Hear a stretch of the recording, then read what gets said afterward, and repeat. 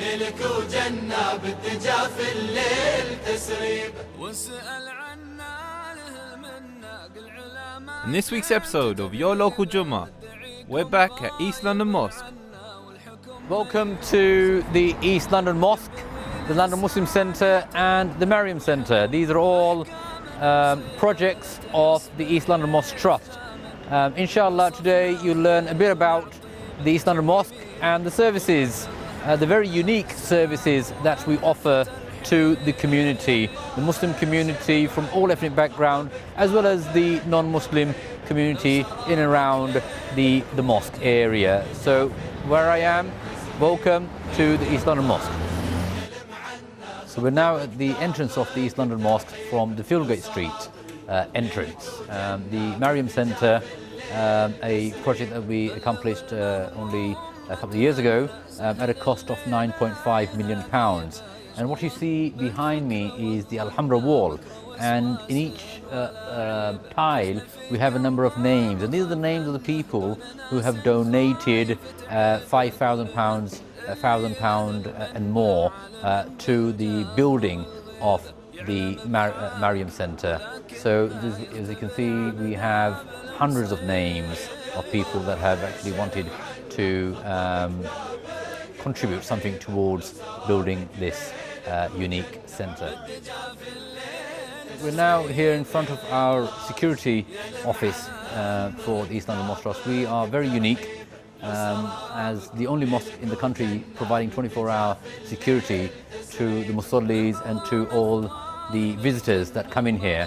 And we have CCTV extensively covering across all our complexes. And as you can see, our security personnel, Brother Nozzmul Hussain, and the rest of the team are busy 24/7, making sure that everybody who comes into the mosque feels safe and feels secure.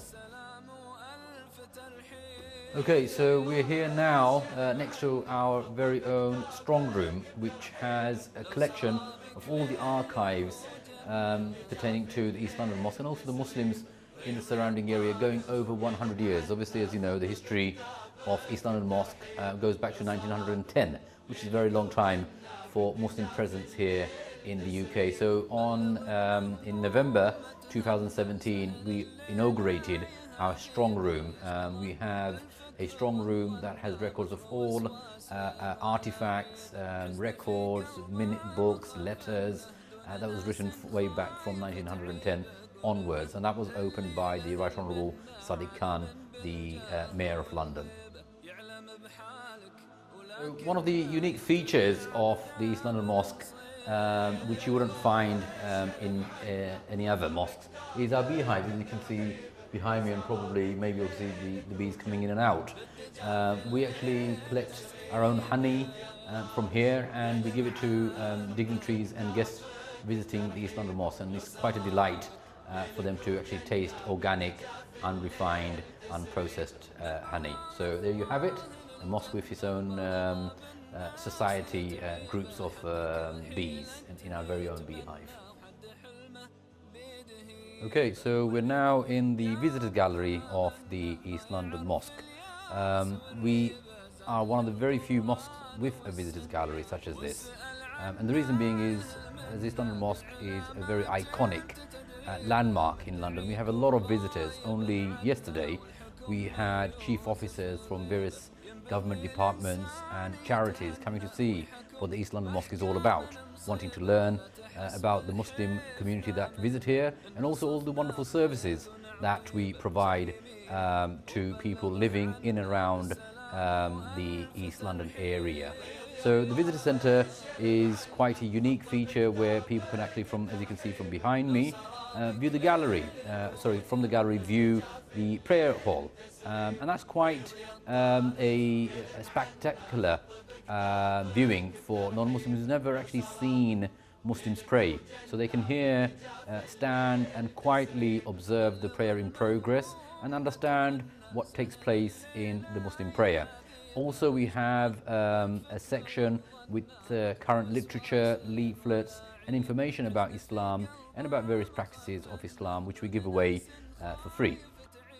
Okay, so we're now here in Al Mizan Primary School, East London Mosque's very own primary school. This is a mixed school for boys and girls, based on the 4th floor of the Mariam Centre.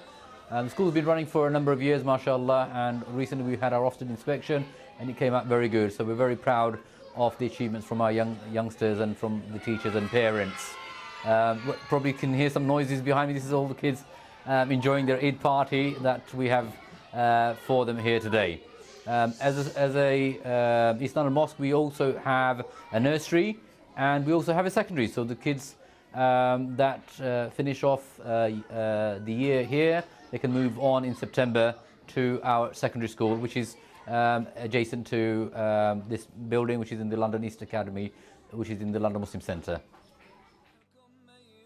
So we're now on the 2nd floor of the Mariam Centre, a very unique facility that we have here in the East London Mosque is a completely dedicated woman-only floor. They have the entire floor for prayer spaces, for ablution, meeting area, as well as to get information from our reception, which is available from morning all the way up until just before Isha. So there's a range of provisions available for sisters. This building, named after the mother of Jesus, Maryam, is to actually express the importance that women play in Islam, and this whole dedicated building, the Mariam Centre, provides a range of services and provision for women from all background, from all culture, from all ethnicity, to come along here. And obviously we also have non-Muslim women coming in here to learn about Islam, to use the facilities that we have available, and just to find out what the mosque is all about. Okay, so we're now here on the 6th floor of the Mariam Centre, and as you can see by the sign, we have a woman-only fitness centre, specially built, bespoke, just for women only, providing a much-needed essential health facility. So the masjid is, East London Mosque, is very unique in offering a range of services from worship to education, and also health and fitness, which is something very important for Muslims and also for women in particular, because quite often when women want to go somewhere to get fit, the environment isn't quite appropriate for them to go to. Usually it's mixed sessions where they don't feel comfortable in going, so coming to a place like this, and we actually have non-Muslims coming here to take the benefit of the single-sex facility that's on offer. So some people do take the stairs. We have a lift, and it's easy for those who want to go and actually exercise inside and not outside. We have that facility for them as well. So what you can see behind me is the annual Muslim charity run that the East London Mosque has been organising for a number of years. And this is a really truly community event. People can join in, very small fee, £20 to register, and they can then fundraise for any charity or any mosque of their choice. And mashallah, every year we have hundreds of people registering and taking part. The event takes place in Victoria Park, so our next event here is actually this Sunday coming up. We have been encouraging people from all walks of life, professionals, elderly, youngsters. We have, mashallah, a lot of elderly people who actually do complete the 5-kilometre race every year. So we're looking forward to seeing them start and also seeing them finish this year as well. So we're now here in the main hall of the East London Mosque. The hall that we are in, the front part of the hall, was completed 5 years ago, and behind me is the original one, which was established in 1985. The mosque has a capacity to hold 7,000 people at any one time, so a huge congregation of people that actually do pray here. So imagine 7 times 5, which is 35. So you have a huge number, 35,000 people in Eid, the Eid Ain that we have, coming in here and praying. And the facility that we have, sometimes even then we are overwhelmed, and people have to actually pray in the foyer area and other open areas just to accommodate them wanting to pray here in the East London Mosque. We have one more expansion to do, which you can actually see on my left. This is the other part of the East London Mosque, which will be our last and final extension, and that will make the prayer area into square rectangular shape.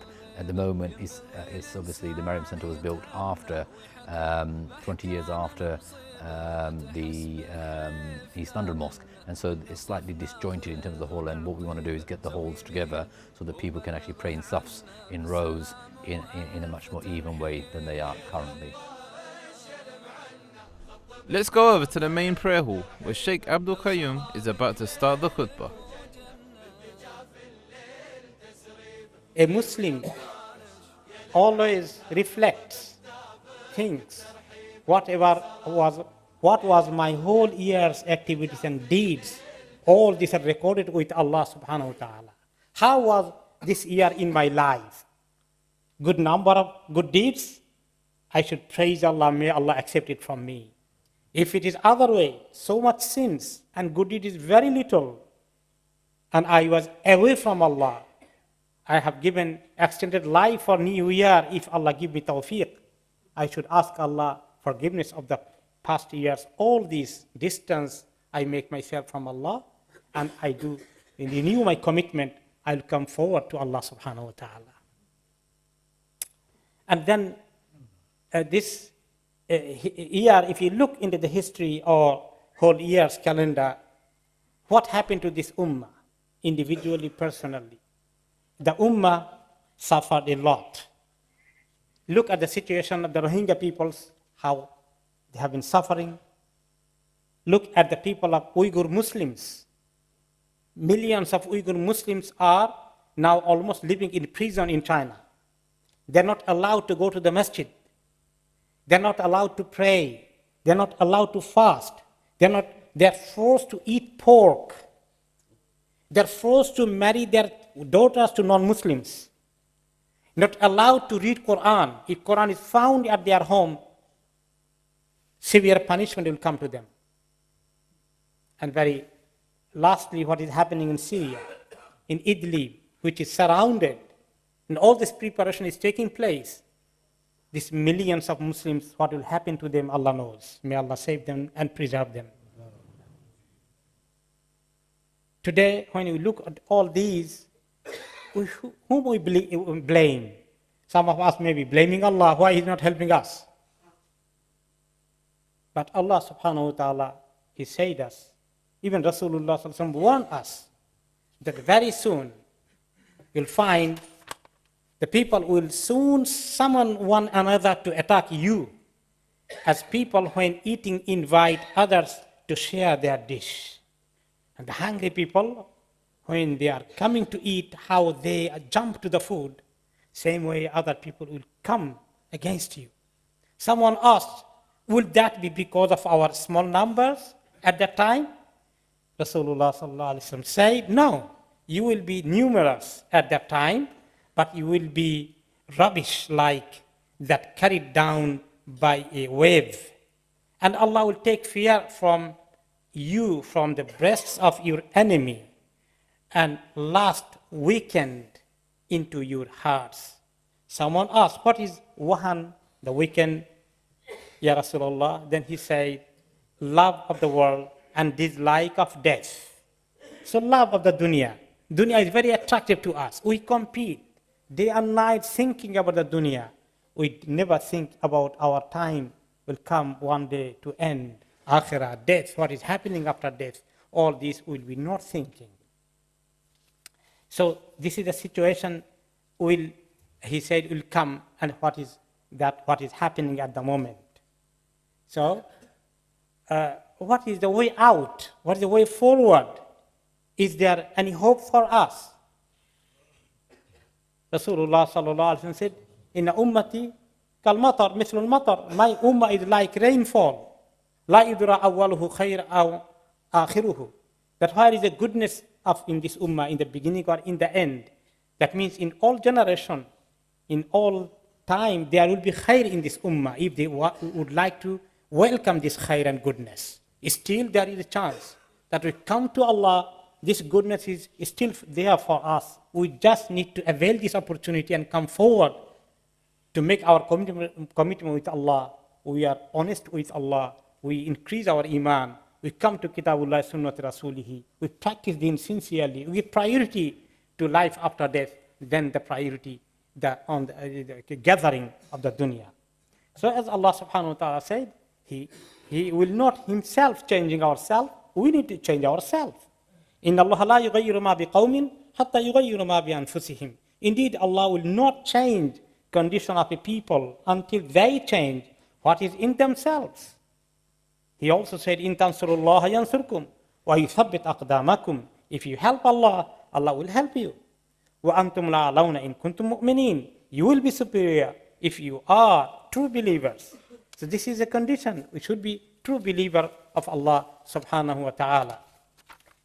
We should be, committed to Allah subhanahu wa ta'ala. So today, we need to help our suffering brothers and sisters in Syria. They are, what is expected from them. If we do not come forward, prepare ourselves, send something to rescue them, some relief works, urgent emergency charity help, then the consequence will be so much worse. In a hadith, Rasulullah sallallahu alaihi wasallam said, ما من امرئ يخذل امرأ مسلما في موضع تنتهك فيه حرمته وينتقص فيه من عرضه إلا خذله الله في موطن يحب فيه نصرته وما من امرئ ينصر مسلما في موضع ينتقص فيه من عرضه وينتهك فيه من حرمته إلا نصره الله في موطن يحب نصرته. Our Prophet Muhammad sallallahu alaihi wasallam said, no Muslim man will abandon a man who is a Muslim in a place where his respect may be violated and his honor attacked without Allah abandoning him in a place where he wishes his help. And no Muslim man who will help a Muslim in a place where his honor may be attacked and his respect violated without Allah helping him in a place where he wishes his help. So this is the time we come forward to help our brothers.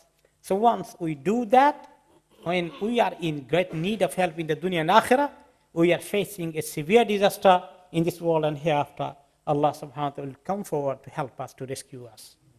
If we just remain silent and we don't come forward by giving generous charity to them, making dua for their protection, we are careless, we are busy with our dunya, our family, our house, how to buy, to build, and our comfort to secure, then such a disaster could come to our life in this world or hereafter, will be never helped by Allah, will be abandoned by Allah. May Allah save us. And in the hadith, Rasulullah sallallahu alaihi wasallam said, "Al-Muslimu akhul Muslim, la yadhlimuhu wa la yuslimuhu. Man kana fi hajati akhihi kana Allah fi hajatihi. Wa man farraja an muslimin kurbatan min kurabi yawm al-qiyamah, farraja Allah anhu biha kurbatan min kurabi yawm al-qiyamah." A Muslim is a brother of another Muslim, so he should not oppress him, nor should he hand him over. Whoever fulfills the needs of his brother, Allah will fulfill his needs. Whoever removes the troubles of his brother, Allah will remove one of his troubles on the day of resurrection. So we need to do something to help. Whatever in our capacity, we have opportunity to help them, we should come forward. We also know this month our month of Muharram is a blessed month. Allah subhanahu wa ta'ala said about this month, it is the month of Allah. In hadith, Rasulullah sallallahu alaihi wasallam said, "Afdalu siyami ba'da Ramadan, shahrullah al-Muharram." The best fasting, nafal fasting, after Ramadan is in the fasting in Allah's month of Muharram. Allah's month of Muharram. So best fasting, among the nafal fasting after Ramadan, the third one is a fasting in the month of Muharram. That is starting from Tuesday. However, the 10th Ashura is most important day. None of us should miss, because صيام يوم عاشوراء أحتسب على الله أن يكفر السنة التي قبله. Rasulullah sallallahu alaihi wasallam said the Ashura day fasting, 10th of Muharram, will be given us reward that it will be causing expiation of the last year's sin. Now, we're going to catch up with the Sheikh and talk about his role at the masjid. So today especially was a huge issue of Syria. I think everybody is concerned about this. What is going to Idlib? What minimum we can do, because a huge kind of devastating damage is happening to human life, and especially suffering of the wounded and the children, the orphan. All this should be taken care of. There are many classes take place here, all 7 days a week, after Maghrib, after Isha or after Asr. It's always around 7 o'clock, which prayer fall into. There is a class after whole the year, 365 days. So there is class, most of it I take, and some other imams and some other teachers. So there's a class of tafsir, class of hadith, class of fiqh, class of aqidah, different subjects. Let's go outside and meet the locals. Yeah, so the khutbah was really, really important. It was done in Bengali, English and Arabic, and it touched upon some really important issues that maybe some people aren't as confident speaking about on the minbar. So we spoke, the Imam spoke about the Muslims in China and in Rohingya, and reminded us that the Prophet ﷺ taught his companions that will be many in number, but will be very weak like the foam of the sea. And that will be because our sort of love of life enters our heart and fear of death. And so we won't be feared the way that, or respected the way that the Muslims were in the past. So it's a really powerful khutbah, touching upon a hadith from the Prophet ﷺ, as well as what's happening in the world now. To be honest with you, I've been coming to this for the last 20 years. This mosque is a fantastic mosque, especially in Ramadan, especially in the lectures time. I live in Stratford, I come all the way to this mosque. The reason because this mosque for me is a special mosque and is one of the greatest mosques in East London. Coming to the East London Mosque since 2006, alhamdulillah. So this is I live in Leytonstone, but this is the one I always come to every Friday for the khutbah. And I used to live in Stepney Green, so this mosque, alhamdulillah, is very close to my heart. Yep, so the mosque, alhamdulillah, is an amazing place in the East London Mosque. It's the heart of East London, Whitechapel. So I come here like almost every day, I pray here, and alhamdulillah they've opened up Mariam Centre a few years ago, so it's a huge place. So like they've got halls to facilitate like events and talks, lectures. We've got the prayer bit as well. So alhamdulillah it's a really good experience to be here, because it's like a sisterhood finally. Like we go there and like there's so many sisters you meet on a daily basis. So alhamdulillah it's a massive like opportunity for us to go pray and do activities, do obviously the khutbah as well that takes place every Friday. So yeah, and we've got a sister circle there as well. So yeah, it's a really good community here at the moment because of this mosque, alhamdulillah. Yeah, so I'm not actually local. I grew up outside of London, but when I moved to London, even now I live maybe about 45 minutes away. I often travel just to come to the masjid, so for Jumu'ah khutbahs or for meetings when I'm in the area. And what I've noticed is that East London Mosque is really at the hub of its community.